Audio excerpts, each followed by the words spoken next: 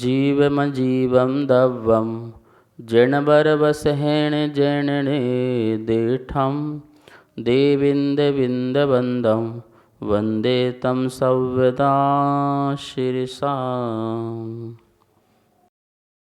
द्रव्य संग्रह परम मांगलिक ग्रंथ है। आचार्य नेमिचंद भगवान द्वारा यह लिखा गया है। 58 इसमें कुल गाथाएं हैं। भाषा इसकी प्राकृत है। शैली बहुत सरल और सुगम है। इसमें 6 द्रव्यों का, 7 तत्वों का, 9 पदार्थ और मोक्ष मार्ग ध्यान का बहुत सुंदर वर्णन है। हम सब लोग जीव के वर्णन के बाद अजीव के वर्णन की जो है कर रहे थे, जिसमें पुद्गल के बारे में कल बताया गया था।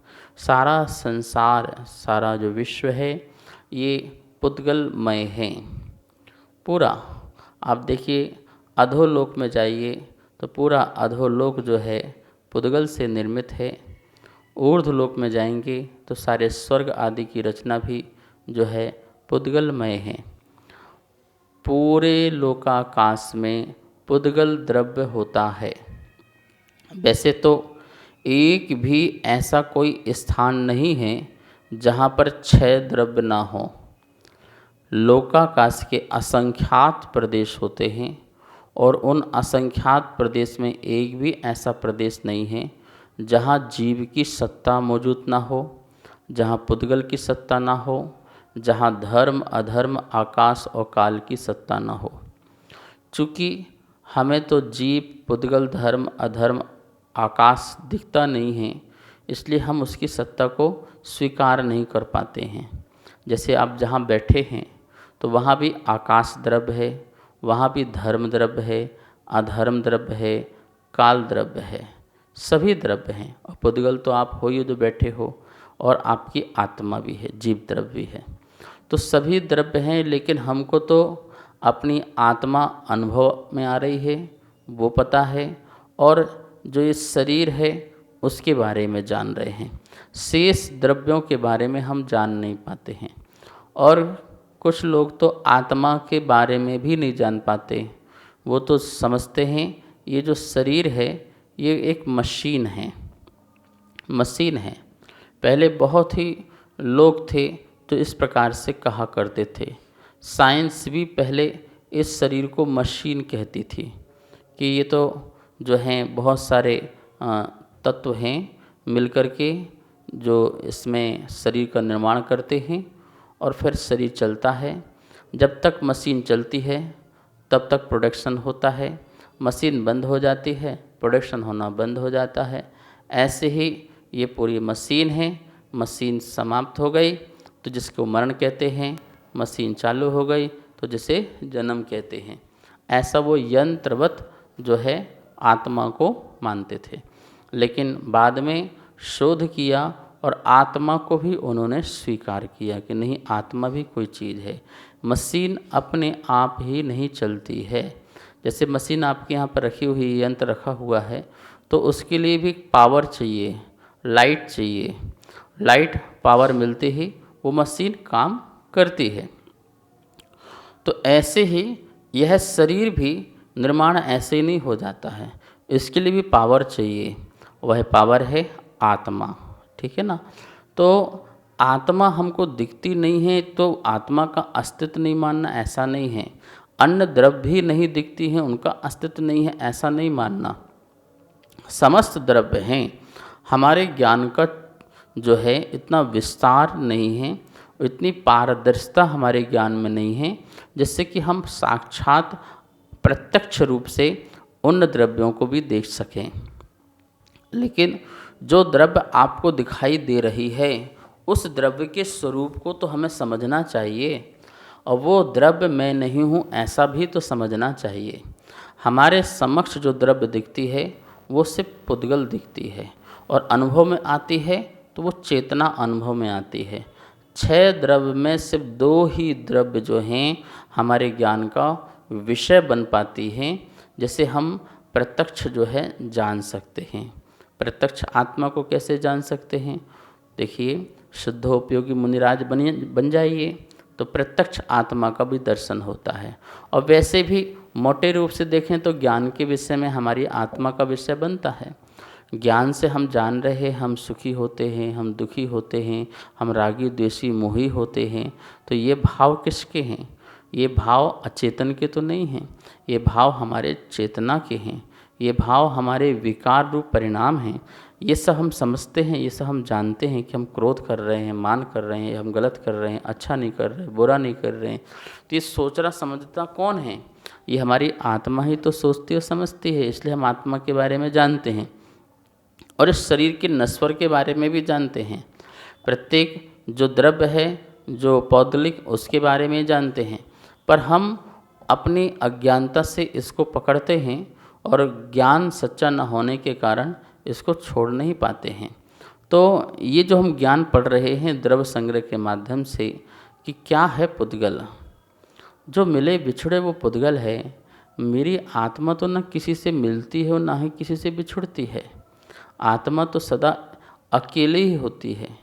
कब किससे मिलती है, कब किससे बिछुड़ती है और किससे मिलकर के आत्मा बनती है, ऐसा भी तो नहीं है। एक मत हुआ चारवाक, वो तो कहता है कि आत्मा का पुनर्जन्म नहीं है। वो तो यहीं पर पंच तत्वों से मिलकर के बने हैं और अंत में पंच तत्व से ही विलीन हो जाएगी। पृथ्वी, जल, अग्नि, वायु, आकाश, ये पंच तत्व हैं। इनके संयोग से आत्मा बनी और इनके संयोग हटते ही आत्मा बिखर गई। तो कोई आत्मा नाम की चीज़ ही नहीं रह गई, इसलिए पुनः जन्म नहीं है। लेकिन ऐसा नहीं है, पंच तत्व से मिलकर के आत्मा नहीं बनी है। आत्मा में कोई पृथ्वी, आत्मा में कोई जल, आत्मा में कोई अग्नि, आत्मा में कोई वायु, ऐसा नहीं है। ये पृथ्वी, जल, अग्नि, वायु जो भी हैं, ये पुद्गल की व्यवस्था है, आत्मा की व्यवस्था नहीं है। इस बात को ध्यान में रखना। ये पुद्गल बहुत व्यापक है। अनादि से अज्ञानता से इस पुद्गल को हमने समझा नहीं, जिसको हमने पकड़ने की कोशिश की, कभी पकड़ में आया नहीं। अब तो हमें समझ जाना चाहिए। हम जो पढ़ रहे हैं, अध्ययन कर रहे हैं, ये इसलिए कर रहे हैं कि हमें ये जो सत्य है उसको हम समझ सकें और अपनी आत्मा को जो है परमात्मा बना सकें। देखिए गाथा नंबर 15 में 2 शब्द आए थे, मूर्तिक और अमूर्तिक। इसको समझते हैं, क्या मूर्तिक होता है, क्या अमूर्तिक होता है। मूर्तिक कौन सी द्रव्य है, अमूर्तिक कौन सी द्रव्य है। यहाँ लिखा है मूर्तिक, जिसमें स्पर्श, रस, गंध और वर्ण ये गुण होते हैं, उसे मूर्तिक कहते हैं। बिल्कुल स्पष्ट बात हो गई है कि जिसमें स्पर्श, रस, गंध और वर्ण होते हैं, ये गुण हैं, ये गुण पाए जाते हैं, उसे मूर्तिक कहते हैं। स्पर्श नाम का एक गुण होना चाहिए, रस नाम का गुण होना चाहिए, गंध नाम का भी गुण है और वर्ण नाम का भी गुण है। अब आप देखिए, आपको दृष्टि से जो दिख रहा है, कानों से जो आपको सुन रहा है, घ्राण से जिसे आप सूंघते हैं, हाथ के स्पर्श से जिसे आप टच करके जानते हैं, तो ये सारे के सारे पुद्गल हैं। क्योंकि जो कुछ भी आपको दिख रहा है, सुन रहा है, सूंघ रहे हैं, छू के जान रहे हैं, इन सब में स्पर्श है, रस है, गंध है और वर्ण है। ये गुण उसके अंदर पाए जाते हैं। ये गुण हैं और इनकी पर्यायें बहुत हैं। जैसे स्पर्श नाम का गुण है और उसकी पर्यायें 8 प्रकार की हैं। रस नाम का गुण है और उसकी पर्यायें 5 प्रकार की मूल रूप से हैं। गंध जो है वो गुण है और उसकी 2 प्रकार की पर्यायें हैं। वर्ण जो है 5 वर्ण जो है गुण हैं और उसकी पर्यायें 5 प्रकार की हैं। ये मूल रूप पर्यायें आपको बताई। वैसे तो एक एक की बहुत सारी पर्यायें हैं। जैसे कि अपन स्पर्श ही लगा लो, स्पर्श एक गुण है और उसकी मूल 8 पर्यायें बताई कि हल्का, भारी, रूखा, चिकना, ठंडा, गरम, कठोर, नरम। ये जो है ये 8 प्रकार की जो हैं मोटी मोटी पर्यायें बताई। अब चिकने में जाओ तो कितने प्रकार का चिकनापन हो सकता है, रूखे में जाओ तो कितने प्रकार की रूखी चीज़ें हो सकती हैं। आप हल्के में जाओ तो कितनी चीज़ें हल्की हो सकती हैं एक दूसरे की अपेक्षा, ठीक है ना। भारी में जाओ तो भारी कितनी कितनी चीज़ें हो सकती हैं। तो आप समझ सकते हैं कितने प्रभेद बन जाएंगे इसके। तो कितनी पर्यायें, अलग अलग वस्तु की अलग अलग पर्यायें हो जाएंगी। तो इसलिए वो स्पर्श भी जो है मूल 8 होते हुए भी उसके प्रभेद कितने हो जाएंगे। जैसे गंध है, मूल 2 गंध है, सुगंध और दुर्गंध। अब आप बताइए सुगंध कितनी प्रकार की होती है। जितने सारे फूल हैं सब सुगंधित हैं कि नहीं हैं।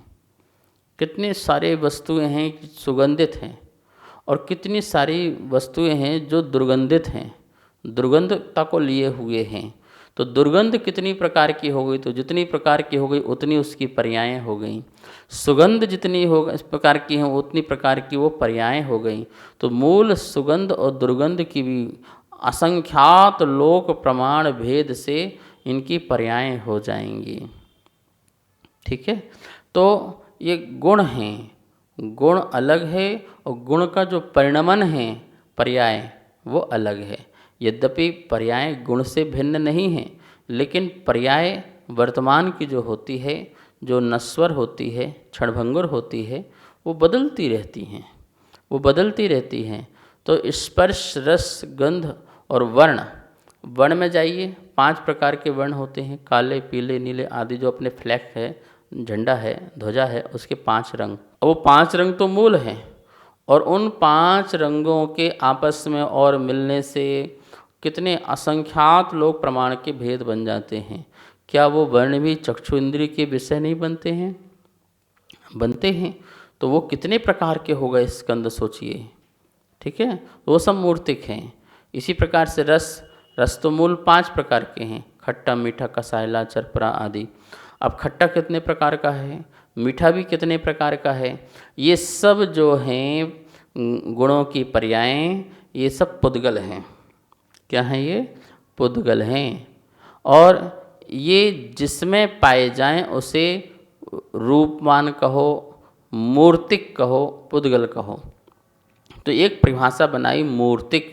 मूर्तिक क्यों बोला? जैसे मूर्ति को यहाँ पर रख दो, भगवान की मूर्ति रख दो, आपको दिखाई देती है ना, इसलिए इसको मूर्तिक बोल दिया, ठीक है ना। और मूर्ति हटा दो, हमने कहा यहाँ भी ऐसी कोई चीज़ है जो आपको दिख नहीं रही है, वो अमूर्तिक है। तो ये मूर्तिक और अमूर्तिक की परिभाषा समझना। जिसमें रूप, रस, गंध, वर्ण पाए जाते हैं वो मूर्तिक होते हैं। अमूर्तिक किसे कहते हैं? तो इससे विपरीत बना लो। जिसमें स्पर्श, रस, गंध और वर्ण ये गुण नहीं होते हैं उसे अमूर्तिक कहते हैं। अमूर्तिक हमारे ज्ञान का विषय नहीं बन पाता भैया।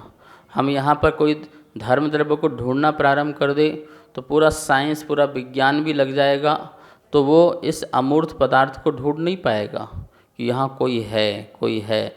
हमारे एहसास ही नहीं जो हो पाएगा, ज्ञान का विषय कैसे बनेगा वो।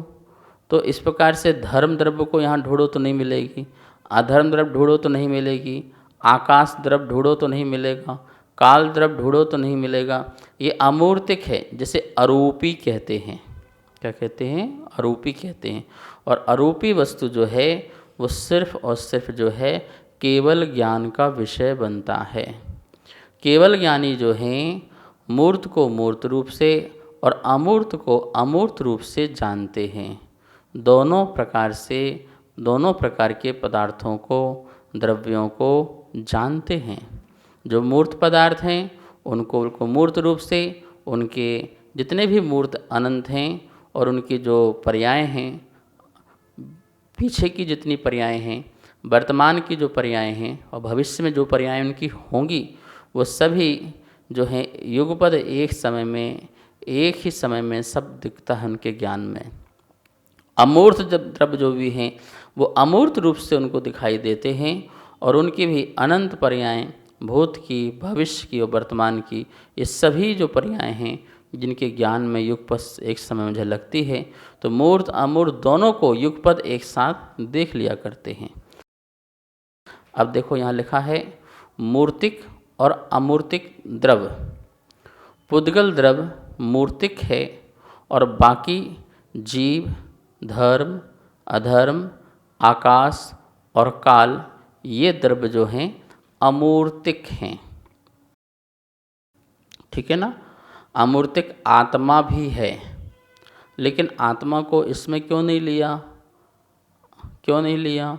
क्योंकि आत्मा इनसे भिन्न है, वो चैतन्य है। क्या है? चैतन्य है। और चैतन्य जो है हमारे विषय बन रही है ज्ञान की, इसलिए इसको इसमें गिना नहीं है। वैसे आत्मा भी अरूपी है और अमूर्तिक है। आत्मा सभी अमूर्तिक हैं, सभी अरूपी हैं, ऐसा नहीं है। जो कर्म से सहित हैं, कार्मण वर्गणाएँ से सहित हैं, आचार्यों ने बंध की अपेक्षा उन्हें कथनचित मूर्तिक कहा है। लेकिन जो आत्माएं कर्म से रहित हो जाती हैं, वह आत्मा नियम से अमूर्तिक हो जाती हैं। मूर्तिक बंध की अपेक्षा से कहा है, लेकिन मूर्त हो नहीं जाती। आत्मा में कोई रूप रस गंध वर्ण प्रकट नहीं हो जाता, इस बात का ध्यान रखना, क्योंकि अमूर्त में कभी प्रकट नहीं हो सकता। लेकिन उसमें ऐसा विभावपना आ जाता है जिसके कारण वह कर्म से बंध को प्राप्त हो जाती है। इसलिए अपने अमूर्तित स्वभाव से च्युत होकर के वो मूर्तपने को कथनचित प्रकट होती है। इस कारण यहाँ उसको मूर्तिक अमूर्तिक दोनों कहते हैं। वैसे निश्चय से आत्मा भी अमूर्त है, अरूपी है, थी, है और रहेगी। यहाँ पर जो पुद्गल के 20 गुण हैं आपको पता होना चाहिए। स्पर्श के 8 भेद हैं, रस के 5 भेद हैं, पुद्गल के वर्ण के 5 भेद हैं, गंध के 2 भेद हैं। इस प्रकार से इनको आप काउंट करोगे, मिला के जोड़ोगे, तो ये 20 प्रकार के जो हैं पुद्गल के गुण बन जाते हैं। ठीक है ना। तो ये गुण जो हैं 20 की 20 जो हैं वो पुद्गल में नहीं होते हैं, ध्यान रखना। मतलब पुद्गल मतलब परमाणु में नहीं होते हैं। परमाणु में तो 5 ही गुण होते हैं। ठीक है। स्पर्श के जैसे 2 गुण होते हैं, रस का 1 ही रहेगा एक बार में, गंध का भी 1 ही रहेगा और वर्ण का भी 1 ही रहेगा। इस प्रकार शुद्ध पुद्गल परमाणु में 5 गुण होते हैं। बाकी स्कंद में 20 की 20 भी रह सकते हैं। गाथा के माध्यम से अपन ने मूर्तिक अमूर्तिक द्रव्य को जाना और पहचाना। इसके बाद ये जो पुद्गल द्रव्य है उसकी बहुत सारी पर्यायें होती हैं। उन पर्यायों के बारे में कल अपन गाथा के माध्यम से जानेंगे। समय हो चुका है। आइए माँ जिनवाणी की स्तुति करते हैं। वाणी के ज्ञान ते सूझे लोकालोक, सोवाणी मस्तक नमो, सदा देत हूँ धोख, सदा देत हूँ धोख। सबको बहुत बहुत मंगल आशीर्वाद। इस कार्यक्रम के पुण्यार्जक थे श्री खंडेलवाल दिगंबर जैन मंदिर, राजा बाजार, कनॉट प्लेस, नई दिल्ली, एवं श्री खंडेलवाल दिगंबर जैन मंदिर, वैदवाड़ा, दिल्ली के अंतर्गत खंडेलवाल दिगंबर जैन पंचायत, दिल्ली। जिनेंद्र जैन नरपतिया अध्यक्ष, धीरज जैन कासलीवाल महामंत्री, विजय लोहाड़िया विक्की उपाध्यक्ष, गौरव पाटोदी मंत्री, विनोद पांड्या कोषाध्यक्ष।